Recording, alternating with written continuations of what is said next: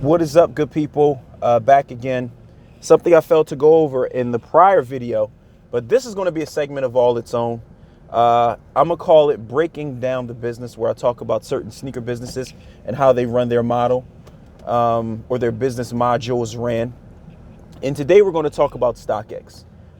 It's some things that's very genius with what they do.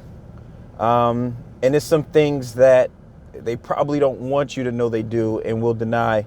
The funny thing is, I was in DTLR this weekend, checking out some deals, copping some kicks from DTLR. So yes, I do buy a lot of retail stuff.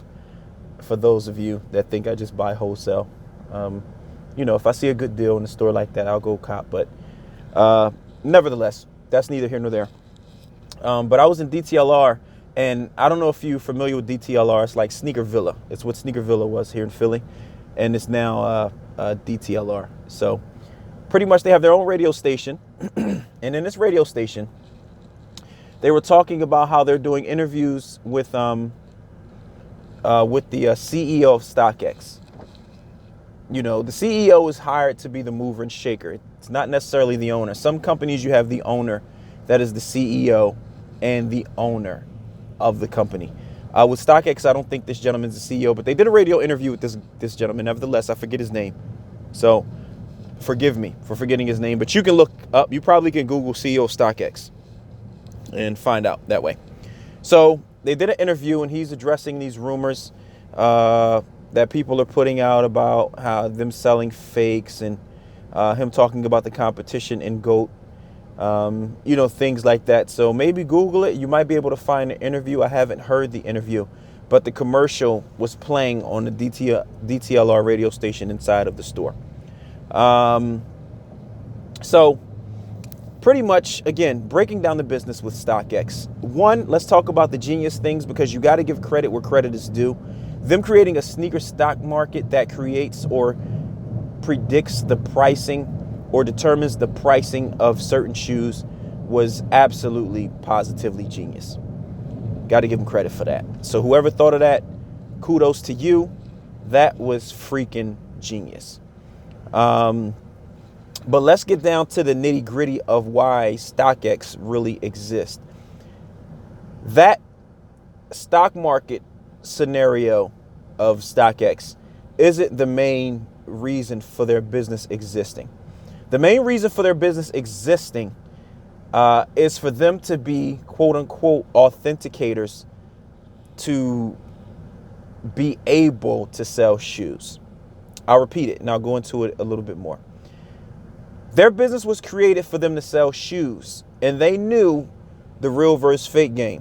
Like, they know it, and they knew people were going to question a new company, a new venture selling shoes for a certain amount of resale price.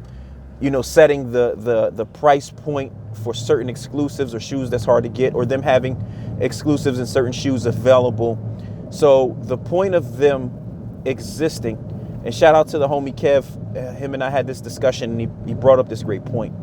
The point of them existing is to sell shoes. So what they did was they created an authentication process for them to seem like experts, so that way they're the trusted source that you buy shoes from.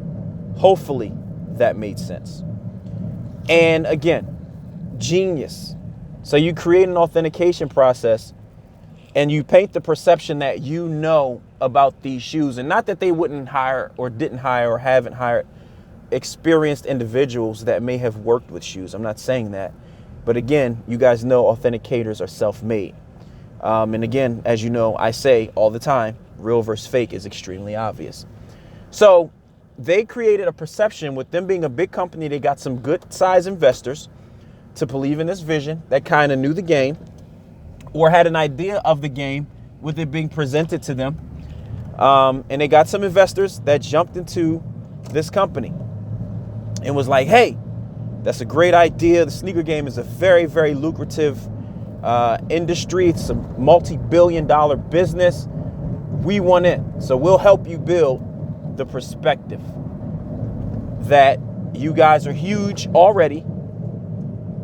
So people will believe you because you're a big company. So if you're a big company, it's certain things that they can tell you or things that you can be told that you'll automatically believe because you'll be like, well, this is a big company.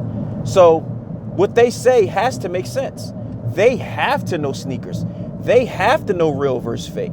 So they have to be able to authenticate shoes and tell me what the price point is that I should buy them at. Because it's money behind them that makes this company look big or makes them big. So the bigger the company, the more believable in their actions they are. Do you get what I'm saying? I'm giving y'all some game right now. This probably should cost money, but I got love for y'all. So I'm telling y'all this stuff for free. So perception, the P word, the big P word that makes everything, I guess, subjective, for lack of a better term. So when you look like a big company and you say your company does this, so, okay, I'll give you an example. So say I get some business partners, right? And I give them this idea that I want to start this car dealership, right?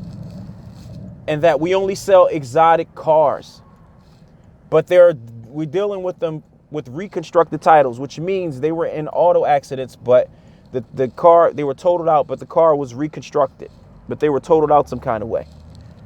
I don't tell my public that they're reconstructed. I just say that I get these cars, these exotic cars, import, and I'm selling them for wholesale prices. Now, at some point in the business, I would have to say it's reconstructed title because it could be a danger and it's hard to insure the car. But the point of me using this analogy is I present it, get investors, make my exotic car company look real crazy. I set up in Miami somewhere, in South Beach, Miami, and I got a lot in South Beach, Miami, where you know the rent is high and the business district is booming, and I'm selling exotic cars. So if I tell you something regarding these exotic cars, like I'm an expert, but I really don't know what I'm talking about, you'll believe it because I already painted a perception in your mind visually. You get what I'm saying? I put a stamp and stain on your mind visually because all you see is these exotic cars. You see me having a strip on Miami, South Beach, a dealership with exotic cars, Mercedes, Bentleys, Maseratis. So you're going to believe I'm a specialist about them cars. And I may have not even driven a Maserati a day in my life. I've never even owned one. I own a Honda Accord. But I own this dealership. So you're going to believe it. So if I say I got the best exotic imports, or I set the stock market for exotic imports, you're going to be like, yo, they got to know what they're talking about.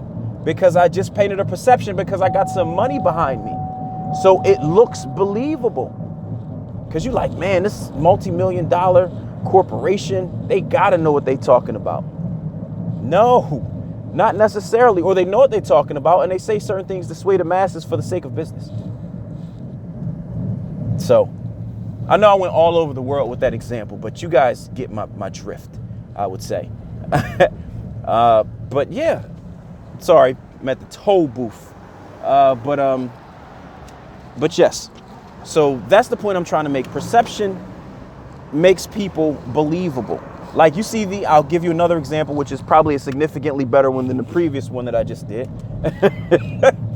But the big name sneaker YouTubers, because they have 100,000, 200,000 plus followers, if they say something about a sneaker that they really have no clue about, you automatically believe it because their following is big. Like I said in the other video that I did today. So you feel like they're a trusted source because they painted a perception like this many people couldn't possibly follow these individuals if they didn't know what they're talking about. And it's nothing further from the truth. So, breaking down the business with Stockx.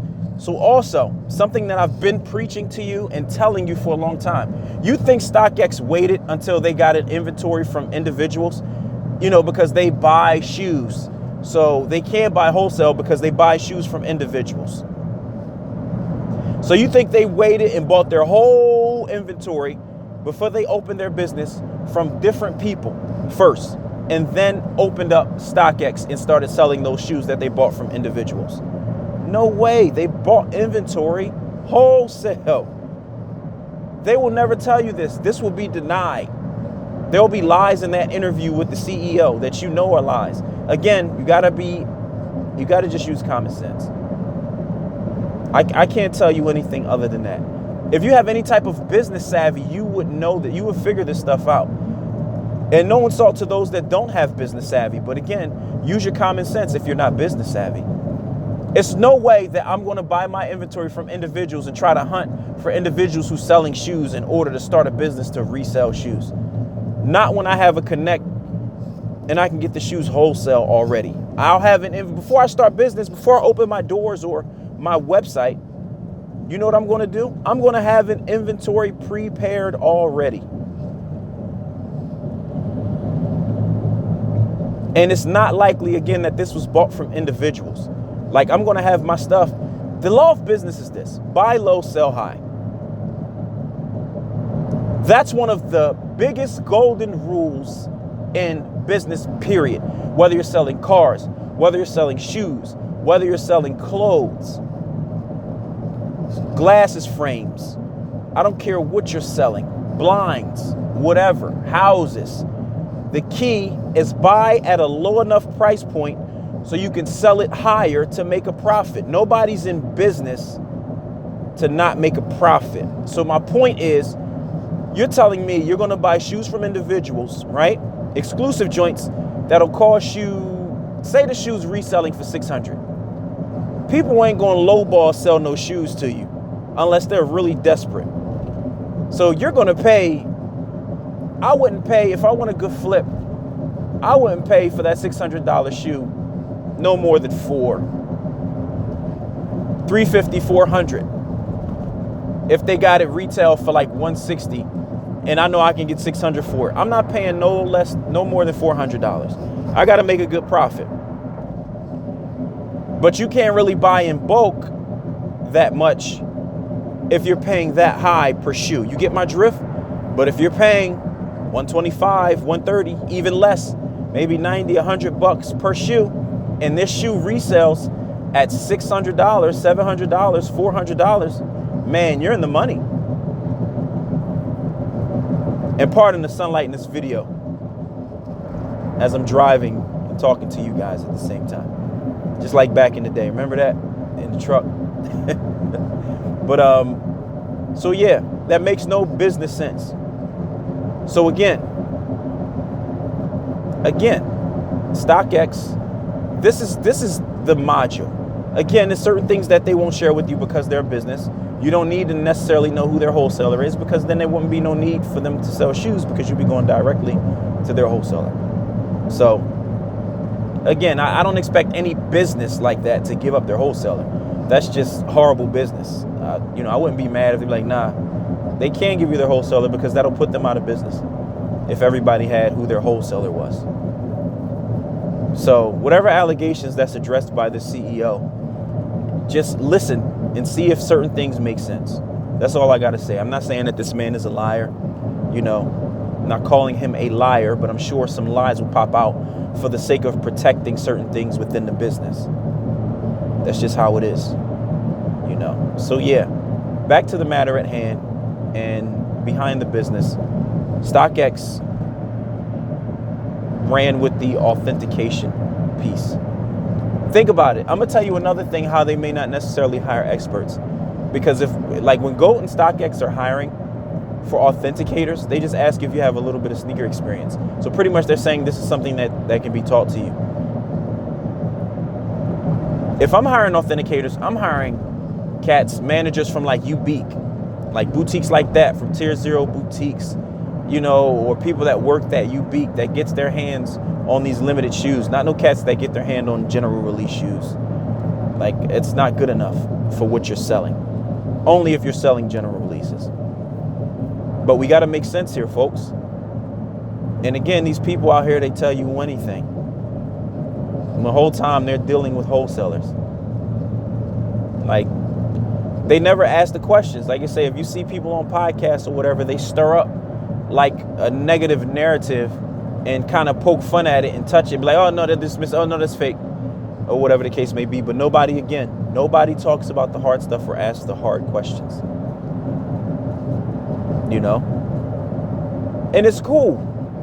If people are ashamed, which I don't think this is the case, ashamed of what they sell, I think because, again, that P word, perception, or you can look at it perception or perspective, two P words. I'm not using them both. But perception says that if people call my stuff UAs, no matter what my company looks like, they're automatically going to affiliate them with fake shoes. So I can't, like, people can't know I'm buying wholesale and then selling them retail. They can't know I do that. If they call them UAs, they're automatically going to assume they're fake. And a lot of people know that they're not. Like, a lot of sellers know that they're not, but they know that they can't say that because it puts a smudge on their business because of the false narrative and the false information that people with a huge following put out there about UA shoes. Because they don't want you to be able to get the exclusive stuff. They want you to be able to go through them to get it, or their outlets, or their friends, or the shops that they promote. It's real. So, yeah, we're gonna make this a series. So we're gonna call this Behind the Business, and this one just happened to be about Stockx. And again, I don't care about people's opinions. I only care about facts. And if you can prove me wrong with facts, then do it. If not, then you just won't. I can't stop you from talking because people forever talk. They'll promote opinions and talk trash or whatever, and talk about how it's so wrong, but they'll never hit you with a fact or prove you wrong.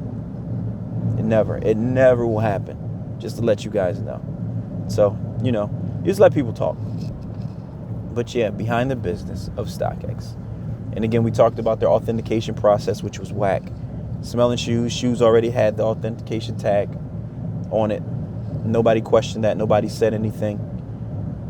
You know what I mean? Like, it's funny. It's really funny. And when you have people behind you, like big money investors and people that have power and influence, you can get away with a lot. So you can ignore the small fries, like such as myself, or people that do videos like Stockx sold me fakes, which they likely didn't, because again, real versus fake is obvious. They may have sold you some defective sneakers potentially out of a batch that they bought, or a flawed shoe. I don't think Stockx has sold anyone an actual fake, like replica shoe. I don't think they've ever done that. They wouldn't do that, again, because it'll put their business at risk. But again, it's your boy, Trouble T Roy, Get Kicks Wholesale, the @1 at gmail.com, GETKICKZ, WHOLESALE, the #1 at gmail.com. Again, the name of the channel has changed, Kicks Business and Education, because that's what I'm going to be teaching you about. I have new information that I do sell out here in regards to if you're trying to start a business, sneaker business, or even apparel business, because I'm very familiar with that. I started an apparel line years ago, and it does okay. Am I a millionaire? No. But can I give you pointers that can help you sell, make some money, design advice, things like that? Absolutely. I've helped other people start businesses, and it's pretty lucrative for them. So I do have a track record. I'm not just making this stuff up. But again, it's your boy, Trouble T Roy. Talk to y'all. Peace.